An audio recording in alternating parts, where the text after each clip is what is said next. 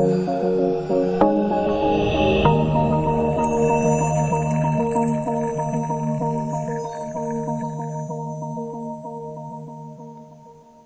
salam sejahtera untuk kita semua. Hari ini kita masuk ke pertemuan 5 yang akan membahas tentang pencabangan. Pencabangan berfungsi untuk menentukan satu dari sekian banyak pilihan yang telah disediakan. Pencabangan akan membentuk grup atau kelompok baris perintah. Grup atau kelompok baris dikerjakan atau tidak dikerjakan ditentukan oleh kondisi atau condition. Kondisi atau condition, kondisi adalah ungkapan atau pernyataan atau expression yang mengandung nilai true jika benar atau false jika salah. Kondisi bertugas untuk membandingkan dua atau lebih operan. Operator yang digunakan adalah operator relasi atau relationship operator. Dalam pencabangan ada operator relasi, yang pertama itu ada sama dengan atau equal to, simbolnya sama dengan, kemudian tidak sama dengan atau not equal to, simbolnya tanda seru sama dengan, kemudian lebih dari atau greater than, simbolnya lebih besar, kemudian kurang dari atau less than, simbolnya lebih kecil, lebih dari sama dengan atau greater than or equal to, simbolnya lebih besar sama dengan, kemudian kurang dari sama dengan atau less than or equal to, simbolnya lebih besar atau sama dengan. Kemudian ada operator logika boolean di sini. Ada 3 yang akan kita pakai, yaitu operator dan atau and, kemudian operator atau or, kemudian operator bukan atau negasi atau not. Nah, ini untuk operator and, simbol yang digunakan yaitu simbol dan 2 kali, dan. Nah, di sini seperti yang telah kita pelajari ya di mata kuliah logika matematika, itu operator and akan menghasilkan nilai benar jika semua ungkapan kondisinya bernilai benar. Jika salah satu saja salah, seperti yang di sini ya, BS, SB, SB, salah satu saja salah, maka hasil operator logika and-nya akan salah. Jadi, semua ungkapan kondisi harus bernilai benar, maka hasilnya akan bernilai benar. Kemudian berikutnya operator and, simbol yang digunakan yaitu tanda lurus ada 2. Kemudian di sini kebalikan dari or, kalau and tadi semua pernyataan harus bernilai benar, sedangkan or, hasil operator logika or akan bernilai benar jika salah satu dari semua ungkapannya itu bernilai benar. Jadi salah satunya saja benar, pasti hasilnya akan benar. Seperti di sini kita lihat, benar salah hasilnya benar, salah benar hasilnya benar. Jika kedua-duanya itu salah, maka hasilnya pasti akan salah juga. Kemudian berikutnya operator not, simbol yang digunakan yaitu tanda seru. Jadi misalnya ungkapan kondisi satunya bernilai benar, maka negasinya atau not-nya itu bernilai salah. Kemudian kalau ungkapan kondisi satunya bernilai salah, maka hasil operator logika not atau negasinya itu benar. Berarti not ini merupakan kebalikan. Ini simple condition branch. Nanti kita akan belajar 2 condition branch. Yang pertama, simple condition branch yang terdiri dari if then, kemudian if then else, dan berikutnya ada nest if. Yang kedua ada multi-way condition branch, itu ada switch case. Nah, ini untuk simple conditional branch, control statementnya if, dan bentuk umumnya seperti gambar ini, if buka kurung condition. Nah, ini beberapa contoh penulisan untuk kondisinya atau conditionnya. If buka kurung A lebih kecil atau sama dengan B, benar tanpa ada satu spasi pun. Kemudian if spasi buka kurung A lebih besar sama dengan B, tutup kurung, benar karena ada satu, walaupun ada satu atau lebih spasi antara if dan buka kurungnya. Kemudian kondisi itu akan bernilai salah jika ada satu atau lebih spasi antara lebih besar dan sama dengannya. Berarti di sini intinya bebas kalian mau menulis kondisinya itu seperti apa, asalkan simbol operatornya jangan dikasih spasi. Seperti yang ini, if buka kurung A spasi lebih besar spasi sama dengan itu tidak boleh. Dia akan error. Jadi untuk simbol operatornya tidak usah diberi spasi. Kemudian berikutnya, ciri dari if then, hanya membentuk satu kelompok atau grup baris perintah atau pilihan tunggal. Bentuk umumnya seperti ini, if, jika kondisi, maka pernyataan yang benarnya apa, kemudian lanjut ke instruksi berikutnya. Jadi di sini kalau kita lihat dari flowchart-nya, jika kondisi kalau benar, dia akan mencetak pernyataan yang benar. Kalau kondisinya salah, maka dia akan langsung lanjut ke perintah berikutnya. Oke, ini contoh program sederhananya. Nama program if then. Kemudian ini codingannya silakan diketik, kita langsung masuk ke Gcreator-nya. Oke, ini tadi nama programnya if then. Jadi kalau nama filenya kalian if then, maka nama kelasnya juga if then. Kemudian di sini ada throw exception-nya. Berarti akan ada inputan. Kalau ada inputan berarti ada library function, yaitu import java.io.bintang. Ada throw exception, jadi kalau dia benar dia akan mengerjakan try. Kemudian kalau salah, dia akan mengerjakan perintah catch.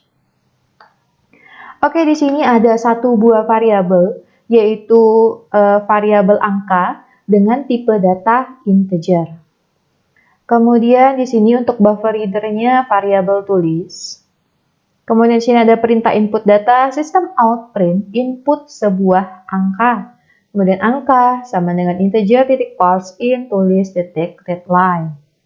Jadi di sini if buka kurung kondisi, jadi kondisinya itu di sini adalah angka lebih besar dari 5. Jadi kalau kondisinya benar, maka dia akan mencetak angka yang diinput lebih besar dari 5. Jadi kalau kondisinya salah, maka dia akan mencetak selesai. Kemudian data yang diinput salah ini akan tercetak jika ketika kalian running program, di sini sudah jelas terisi dia minta integer, tetapi kalian masukkan string, maka akan tercetak data yang diinput salah. Oke, kita running project-nya. Oke, di sini yang pertama muncul input sebuah angka, kemudian karena angka lebih dari 5, kita masukkan angka 8. Angka yang diinput lebih dari 5, kemudian ada tulisan selesainya. Oke, kita lanjut lagi. Jika kita memasukkan angka kurang dari 5, apa jadinya? Input sebuah angka 4. Karena 4 itu kurang dari 5, maka dia langsung mengerjakan perintah selanjutnya, yaitu selesai. Sampai di sini untuk if then-nya. Lanjut ke slide. Nah, ini outputnya ya. Jika kita memasukkan sebuah angka 7, karena kondisinya tadi angka lebih besar dari 5, maka yang bakal tercetak yaitu angka yang diinput lebih dari 5, kemudian selesai. Kemudian berikutnya kita mencoba dengan angka yang kurang dari 5, maka dia akan mencetak selesai. Kalau di flowchart, kondisi. Kalau kondisinya benar, karena 7 kan benar ya, 7 lebih dari 5, kalau true, maka dia bakal mencetak angka lebih besar dari 5, kemudian cetak lagi selesai. Karena kita tadi memasukkan angka 3, karena 3 itu lebih kecil dari 5, berarti dia false, maka dia akan mencetak perintah selesai. Selanjutnya ada if then else. If then else membentuk dua buah grup atau kelompok baris perintah. Tersedia dua pilihan. Bentuk umumnya seperti ini. If, jika kondisi, buka kurung, pernyataan yang benar, tutup kurung, else, buka kurung, pernyataan yang salah, tutup kurung, kemudian next instruction. Jadi kalau di flowchart-nya bisa kita lihat, kalau dia kondisinya benar, maka dia akan ke sebelah kanan dan mencetak statement ataupun pernyataan yang benar, kemudian melanjutkan ke instruksi berikutnya. Kalau dia salah, dia akan mengerjakan bagian sebelah kiri, kemudian dia akan mencetak pernyataan atau statement yang salah dan melanjutkan instruksi yang berikutnya. Nah, ini contoh program sederhananya yaitu if dan else. Ini sudah ada codingannya, silakan diketik. Kita langsung ke Gcreator-nya. Nah, ini untuk tadi nama programnya if dan else, jadi nama filenya if dan else, maka nama kelasnya juga if dan else. Sama seperti yang tadi ada throws exception karena kita akan melakukan meminta input data dari usernya. Di sini variabelnya sama juga, ada satu variabel yaitu variabel angka dengan tipe data integer. Kemudian di sini yang membedakannya itu adalah kondisinya. Jadi di sini ada if, kondisi, kemudian else. Jadi tadi dia akan membentuk dua kelompok baris perintah. Jadi jika kondisinya benar, maka dia akan mencetak angka yang diinput lebih dari 5. Kemudian jika kondisi yang ini salah, maka dia akan mencetak sistem out println angka yang diinput lebih kecil dari 5. Kemudian di sini ada instruksi selanjutnya yaitu selesai. Oke, kita running project-nya. Nah, di sini muncul pertama kali adalah input sebuah angka. Kita coba angka yang lebih besar dari 5 yaitu 8. Oke, yang tercetak adalah angka yang diinput lebih dari 5. Karena kondisinya benar. Kalau kondisinya benar, jalankan perintah yang ada di bawahnya. Sekarang kita coba angka yang lebih kecil dari 5. Misalnya 2. Angka yang diinput kurang dari 5. Jadi karena di sini if 2 lebih besar dari 5, salah. Kalau salah, kerjakan else-nya. Berarti di sini angka yang diinput lebih kecil dari 5. Kemudian lanjutkan ke instruksi berikutnya yaitu adanya pencetakan selesai. Kemudian berikutnya bagaimana kalau kita mengisi angkanya dengan angka 5 juga? Jadinya apa? Karena di situ kan kondisinya angka lebih dari 5. Kalau kita masukkan 5, jadinya apa? Oke, angka yang diinput kurang dari 5. Kenapa bisa angka yang diinput kurang dari 5? Karena di sini cuma ada dua pilihannya ya. 5 lebih besar dari 5? Tidak, 5 itu sama dengan 5. Jadi karena dia salah, maka dia akan mengerjakan pernyataan yang salahnya, yaitu angka yang diinput lebih kecil dari 5. Itu untuk penjelasan dari if dan else. Lanjut ke slide berikutnya. Nah ini outputnya tadi 7, kemudian angka yang diinput lebih besar dari 5. Kalau usernya memasukkan angka 3, maka pernyataan yang keluar angka yang diinput kurang dari 5. Nah di sini ya untuk flowchart-nya. Jika kondisi angka lebih besar dari 5, user memasukkan angka yang lebih besar dari 5, maka dia akan mencetak angka 5 dan mencetak selesai, kemudian lanjut ke instruksi berikutnya. Jika user memasukkan angka kurang dari 5, maka dia akan mencetak angka kurang dari 5 dan mencetak selesai dan lanjut ke perintah berikutnya. Oke, berikutnya di sini ada contoh program pencabangan yaitu nesif atau nested if ya tulisannya. Ini codingannya. Kita lanjut ke Gcreator. Nah, ini untuk nesif-nya. Yang membedakannya yaitu di sini di kondisinya. Kalau tadi yang pertama kita cuma punya satu kondisi, kemudian yang kedua kita punya satu kondisi dengan dua statement atau perintah yang akan dilaksanakan. Kemudian, dan yang terakhir ini kita punya dua kondisi dengan 3 pernyataan yang akan dikerjakan. Oke, di sini if buka kurung, kondisi yang pertama itu adalah angka lebih dari 10. Angka lebih besar dari 10. Kemudian di sini ada dan, kemudian kondisi yang kedua yaitu angka lebih kecil atau sama dengan 20. Berarti kalau dan kedua-duanya harus bernilai benar. Jika kondisi ini bernilai benar, maka dia akan mencetak angka yang diinput antara 11 sampai dengan 20. Karena ini kan angka lebih dari 10, berarti mulainya dari 11. Kemudian angka lebih kecil atau sama dengan 20, berarti angka terakhirnya itu 20. Kemudian berikutnya di sini ada else if. Jadi kalau kalian ingin menambahkan kondisi lagi, silakan tambahkan dengan else if. Jadi di sini ada angka, buka kurung angka lebih besar atau sama dengan 0. Berarti angka dimulai dari 0. Dan angka lebih besar atau sama dengan 10, berarti sampai dengan 10. Jadi kalau kondisinya ini benar, maka dia akan mencetak angka yang diinput antara 0 sampai dengan 10. Kemudian karena kita cuma punya dua kondisi, ketika user memasukkan angka, dan ketika dia cek pertama kali, oh ini tidak masuk kriteria pertama, maka dia akan cek ke kriteria kedua. Ketika dia cek ke kriteria kedua, ternyata angka yang dimasukkan oleh user itu tidak memenuhi kriteria, maka dia akan mengerjakan pernyataan terakhir yang dilambangkan dengan else, maka dia akan mencetak salah input tidak masuk kriteria.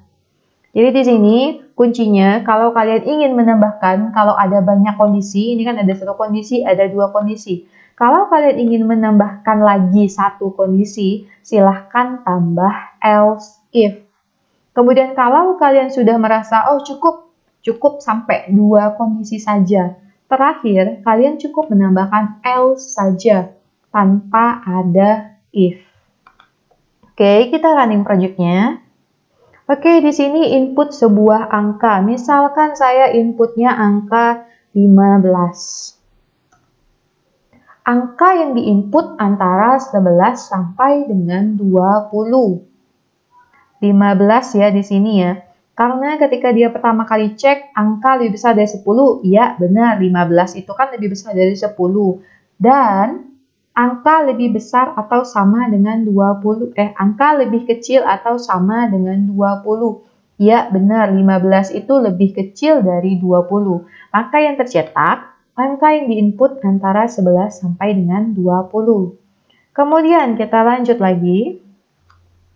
Saya masukkan angka 8.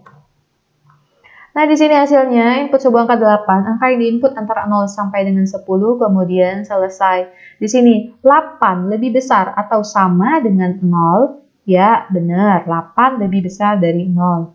Kemudian 8 lebih kecil atau sama dengan 10, ya benar, 8 lebih kecil dari 10. Maka yang bakal tercetak yaitu angka yang diinput antara 0 sampai dengan 10. Kemudian berikutnya kita lanjut lagi. Nah, di sini ketentuannya kan 0 sampai 10, 11 sampai 20. Misalnya saya coba angka tanggal 24 ya, tanggal hari ini. Salah input, maka outputnya yaitu salah input tidak masuk kriteria selesai.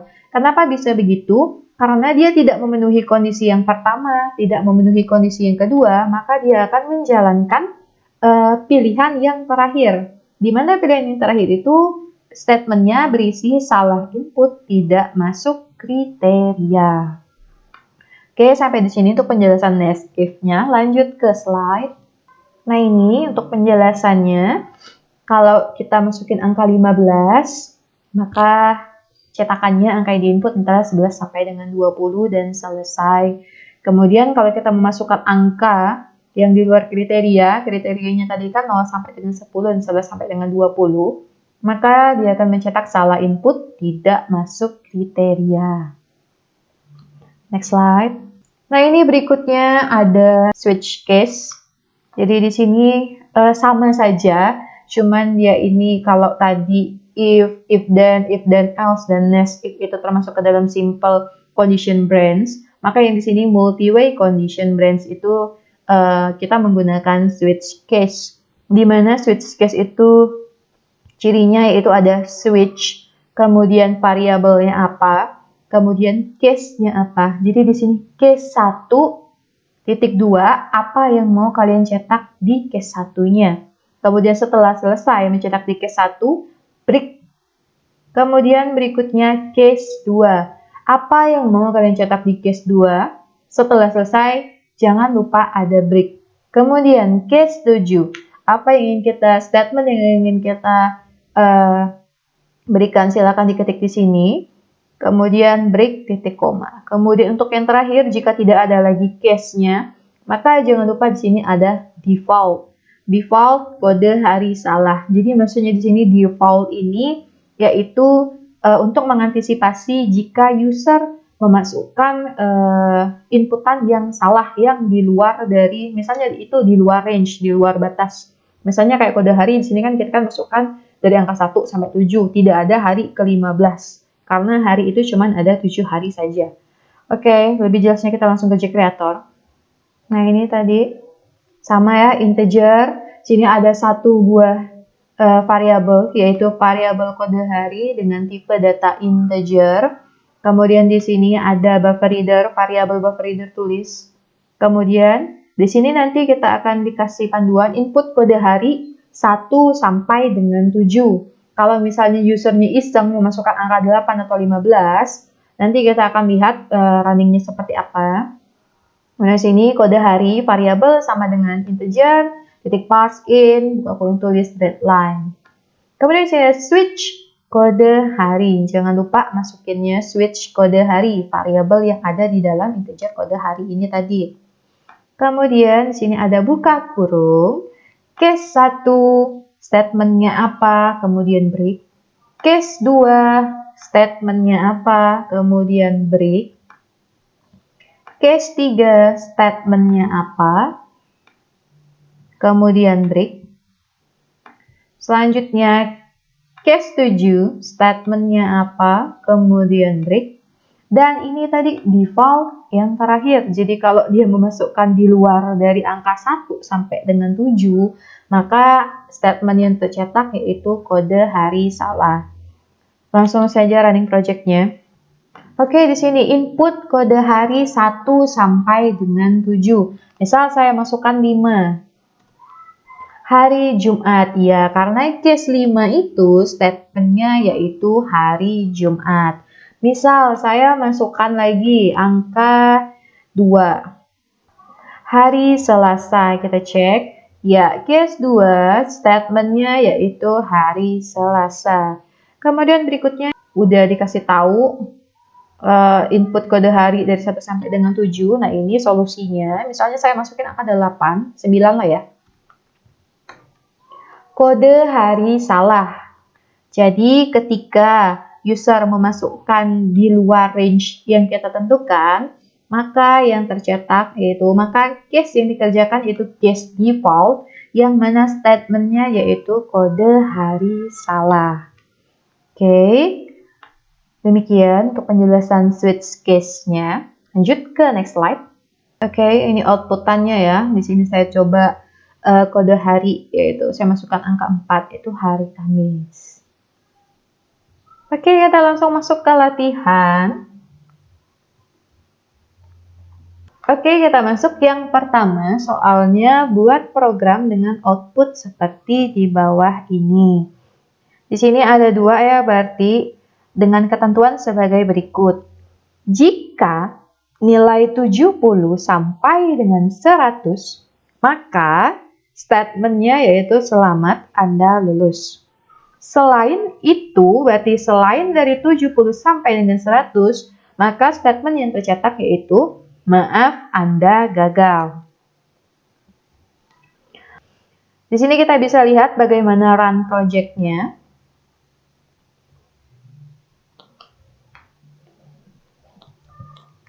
Oke, run. Perintah input nilai 70, selamat Anda lulus. Run lagi. Nilai kurang dari 70 atau 60, maaf Anda gagal. Oke, jadi ini ya ketentuannya. Jika nilai, jadi ketika kalian memasukkan nilai, kalau nilainya itu 70 sampai dengan 100, maka statementnya selamat Anda lulus. Kalau kalian memasukkan nilai di luar dari 70 sampai dengan 100, maka statementnya yaitu maaf Anda gagal. Lanjut, nah ini soal nomor 2, buat program dengan output seperti di bawah ini. Jadi di sini outputnya ya. Kalau 90 itu A lulus. Kalau 60 itu D tidak lulus. Kalau 50 itu grade-nya E dan pastinya tidak lulus. Adapun ketentuannya yaitu jika nilai 81 sampai dengan 100 maka grade-nya A kemudian lulus. Jika nilai 71 sampai dengan 80 maka grade-nya B dan lulus. Jika nilai 50 sampai dengan 59 maka grade-nya D tidak lulus. Selain ketentuan di atas berarti selain nilai 81 sampai 100, selain nilai 71 sampai 80, selain nilai 60 sampai 70, selain nilai 50 sampai 59, itu pasti grade-nya E dan keterangannya tidak lulus. Nah ini saya akan running mini videonya.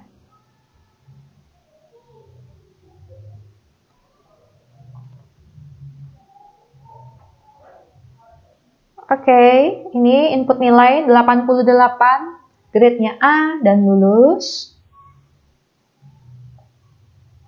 Nilai 76, grade-nya B, kemudian lulus. Next, input nilai 64, grade C, lulus. Next, input nilai 55, grade D, tidak lulus. Next, input nilai 40, grade E, tidak lulus. Oke, demikian untuk mini video soal yang nomor 2. Next, nah ini yang ketiga ada buat program dengan output seperti di bawah ini.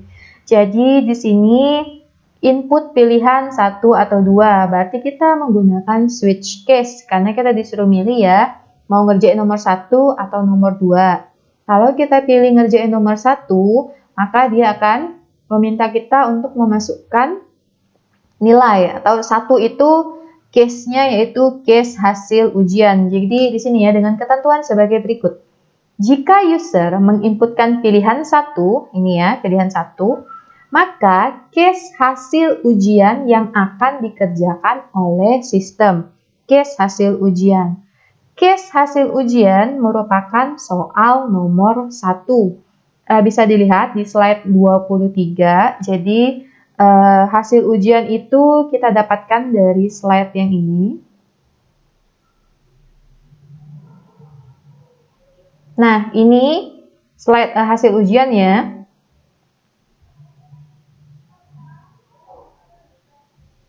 Jadi di sini kalian tinggal copy paste aja codingan yang ada pada soal nomor 1, kemudian pastekan saja codingan yang ada di soal nomor 2 sehingga hasilnya seperti ini. Jadi di sini jika user menginputkan pilihan 1, maka case hasil ujian yang akan dikerjakan oleh sistem. Case hasil ujian merupakan soal nomor 1. Jadi kalau kalian udah bisa soal nomor 1, untuk mengerjakan soal nomor 3 yaitulah jawabannya. Kemudian jika user menginputkan pilihan 2, maka case konversi nilai yang akan dikerjakan oleh sistem. Case konversi nilai merupakan soal nomor 2. Jadi di sini ya, yang tadi ya, soal nomor 1 kan kita disuruh memasukkan nilai. Kalau nilainya 70 sampai dengan 100, maka statementnya selamat Anda lulus. Kalau nilainya selain 70 sampai dengan 100, maka statementnya maaf Anda gagal. Kemudian misalnya jika kita di sini pilih case yang nomor 2. Nomor 2 itu kan untuk konversi nilai. Jadi di sini kita disuruh memasukkan nilai. Kalau nilainya 81 sampai dengan 100, itu nilainya yaitu grade-nya A, kemudian lulus. Kalau nilainya 71 sampai dengan 80, maka statement yang tercetak grade B lulus. Dan untuk yang di sini, input yang tadi yang saya bilang, yang user yang ingin coba-coba memasukkan di luar range yang sudah kita tentukan, di sini sudah ditulis input pilihan 1 atau 2. Misalkan dia menginputkan selain dari 1 dan 2, di sini saya coba dengan 3, maka yang keluar output yang tercetak yaitu salah opsi. Jadi di sini gampang, kalian tinggal untuk switch case-nya itu tinggal kalian kopikan saja. Case satunya kopikan dari soal nomor 1. Case 2-nya kalian kopikan dari soal nomor 2. Jadi di sini akan ada 3 buah soal. Oke, ini demo programnya. Kita saksikan mini video.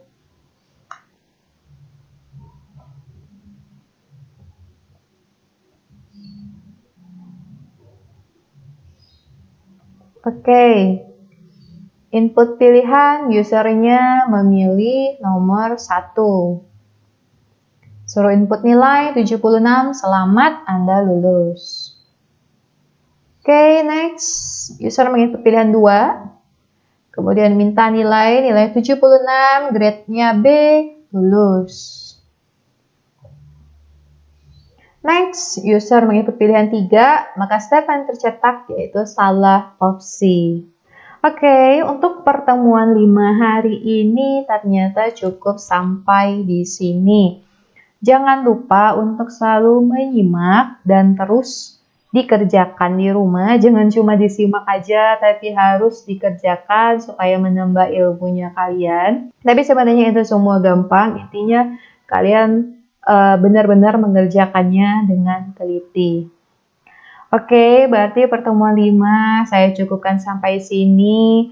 Jangan lupa untuk selalu belajar di rumah karena kondisi yang belum memungkinkan untuk kita kuliah tatap muka. Oleh karena itu, selalu menggunakan masker dan cuci tangan dengan sabun.